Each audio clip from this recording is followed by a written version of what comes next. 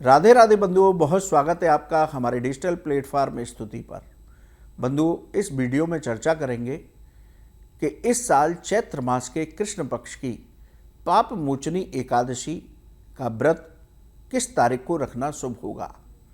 इस साल 14 और 15 तारीख को लेकर के संशय की स्थिति बनी हुई है, तो बताएंगे कि कब इस व्रत को रखें, इस व्रत में पूजा करने के क्या मुहूर्त होंगे, पूजा की क्या विशेष विधि रहेगी और ये व्रत क्यों महत्वपूर्ण माना जाता है, इस व्रत को रखने से क्या फल प्राप्त होता है। बंधुओं, सनातन धर्म में एकादशी व्रत की विशेष महिमा है। प्रत्येक महीने में 2 एकादशी के व्रत होते हैं, एक कृष्ण पक्ष में और एक शुक्ल पक्ष में। इन एकादशी के नाम भी अलग अलग होते हैं, इनकी व्रत कथाएं भी अलग अलग होती हैं और इनसे मिलने वाले फल भी अलग होते हैं। चैत्र मास के कृष्ण पक्ष की एकादशी को पाप मोचनी एकादशी कहते हैं। इस साल पंचांग के अनुसार चैत्र मास के कृष्ण पक्ष की एकादशी तिथि 14 मार्च को सुबह 8:15 से शुरू होगी। 15 मार्च को एकादशी तिथि का समापन सुबह 9:16 पर होगा। उदया तिथि के अनुसार 15 मार्च को पाप मोचनी एकादशी व्रत रखना शुभ रहेगा। स्मार्त और वैष्णव संप्रदाय दोनों के लिए 15 मार्च को ही व्रत रखना शुभ है। पाप मोचनी एकादशी का व्रत रखने के बाद इस व्रत का पारण कब करना चाहिए। देखिए बंधुओं, एकादशी व्रत का पूरा फल पाने के लिए द्वादशी तिथि में व्रत का पारण शुभ मुहूर्त में ही करना बेहद जरूरी है। इस साल पाप मोचनी एकादशी व्रत का पारण सुबह 16 मार्च को 6:30 से 8:54 पर करना बेहद शुभ होगा। इस मुहूर्त में आप व्रत खोलने से आपको व्रत का पूरा फल प्राप्त होगा। बंधुओं, पाप मोचनी एकादशी की यदि हम मुहूर्त की बात करें पूजा के, तो ब्रह्म मुहूर्त सुबह 4:55 से सुबह 5:43 तक है। अभिजीत मुहूर्त दोपहर 12:06 से दोपहर 12:54 तक रहेगा। विजय मुहूर्त दोपहर 2:30 से दोपहर 3:18 तक रहेगा। गोधूली मुहूर्त शाम 6:27 से शाम 6:51 तक रहेगा। शास्त्रों के अनुसार इन शुभ मुहूर्त में पाप मोचनी एकादशी व्रत की पूजा करने से पूजा का दुगना फल प्राप्त होता है। भगवान विष्णु की कृपा से जीवन में सुख शांति आती है। अब बात करते हैं पूजा विधि की। बंधुओं, पाप मोचनी एकादशी व्रत परम कल्याणकारी व्रत है। इस व्रत को सभी को रखना चाहिए। पाप मोचनी एकादशी यानी कि 15 मार्च के दिन आप सूर्योदय से पहले स्नान करें। स्नान के साथ ही आप व्रत संकल्प लें।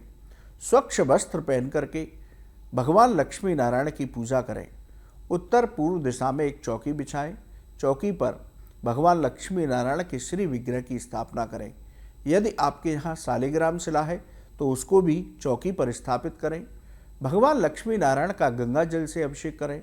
शालिग्राम शिला का पंचामृत से अभिषेक करें। अभिषेक करने के बाद चंदन से उनका श्रृंगार करें। उनको तुलसी पत्र अर्पित करें। सुगंधित फूलों से उनको श्रृंगार करें। इसके बाद मौसमी फलों का और दूध से बने पदार्थों का भोग लगाएं। पूजा के बाद श्रद्धा भक्ति के साथ आरती करें। आरती करने के बाद ओम नमो भगवते वासुदेवाय इस मंत्र की एक माला कम से कम जप कीजिए। यदि आपके पास समय है तो आप विष्णु सहस्त्रनाम, गोपाल सहस्त्रनाम, विष्णु चालीसा, श्री कृष्ण चालीसा इत्यादि का पाठ कर सकते हैं। पूरा दिन बहुत शांत भाव से भगवान हरि का स्मरण करते हुए व्यतीत करें। शाम के समय पुनः पूजा करें। तुलसी जी के पास घी का दीपक जलाएं और वहीं बैठकर एक माला ओम नमो भगवते वासुदेवाय मंत्र की जप करें। अपनी सामर्थ्य के अनुसार ब्राह्मण और गरीबों को दान दें। संभव हो सके तो रात्रि जागरण करें। पाप मोचनी एकादशी के दिन पूजा करनी चाहिए और व्रत को धारण करना चाहिए। बंधुओं, पाप मोचनी एकादशी को विशेष क्यों माना जाता है। देखिए, जैसा कि नाम से स्पष्ट है, पाप मोचनी एकादशी, इस एकादशी का व्रत रखने से जाने अनजाने में किसी भी तरह का कोई पाप होता है, उस पाप से आपको छुटकारा मिल जाता है। इसके साथ ही भगवान विष्णु की कृपा से आपके जीवन की सभी बाधाएं, सभी संकट समाप्त होते हैं। इस व्रत को, इस एकादशी का व्रत रखने से आपकी सभी मनोकामनाएं पूर्ण होती हैं। बंधुओं, पाप मोचनी एकादशी का व्रत रखने से आपको प्रेत योनि में भटकना नहीं पड़ता। शास्त्र कहते हैं कि यदि इस एकादशी के व्रत का फल आप अपने पूर्वजों को देते हैं, तो यदि आपका कोई पूर्वज प्रेत योनि में भटक रहा हो तो उसको भी मुक्ति प्राप्त हो जाती है। इसलिए ये व्रत बड़ा महत्वपूर्ण माना जाता है। इतना ही नहीं, इस व्रत को जो साधक रखते हैं, भक्त रखते हैं, वे सभी जीवन में सुखों का आनंद प्राप्त करते हैं और अंत समय पर भगवान के बैकुंठ लोक में स्थान प्राप्त होता है, यानी कि मोक्ष की प्राप्ति हो जाती है। तो बंधुओं, 15 मार्च को चैत्र मास के कृष्ण पक्ष की पाप मोचनी एकादशी का व्रत बहुत श्रद्धा भक्ति के साथ रखिए, जिससे कि हमारे जीवन का कल्याण हो। बंधुओं, आपको ये वीडियो कैसा लगा आप हमारे कमेंट बॉक्स में लिखें, या ज्योतिष और धर्म से संबंधित कोई भी सवाल हो तो कमेंट बॉक्स में लिखिए, हम उसका जवाब अवश्य देंगे। आप हमारे चैनल पर जुड़े, आपका बहुत बहुत धन्यवाद। राधे राधे। इस वीडियो में दी गई जानकारी केवल पौराणिक मान्यताओं, धार्मिक विश्वासों और ज्योतिषीय तथ्यों पर आधारित है। स्तुति इनकी पुष्टि नहीं करता।